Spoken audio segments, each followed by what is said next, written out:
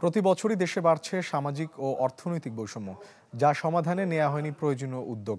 PPRC ও shade আয়োজিত সংলাপে এসব কথা বলেন সিপিডির চেয়ারম্যান ডক্টর রেহমান সোবহান। এ সময় সিপিডির সম্মানীয় ফেলো ডক্টর রওনক জাহান বলেন, সংস্কারের নামে অনেক ভালো কিছুও বাদ পড়েছে, সেদিকে সজাগ দৃষ্টি রাখতে হবে। সভাপতির বক্তব্যে ডক্টর হোসেন জিল্লুর রহমান বলেন, ধারাবাহিকভাবে সামাজিক ও অর্থনৈতিক বৈষম্যের শিকার হওয়া জনগোষ্ঠীর কথা শুনতে হবে অন্তর্বর্তী সরকারকে।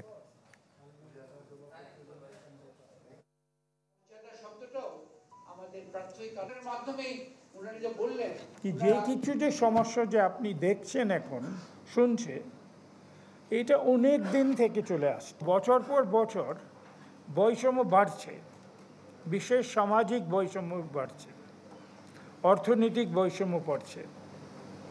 এইটা তো দুঃখ ব্যাপার।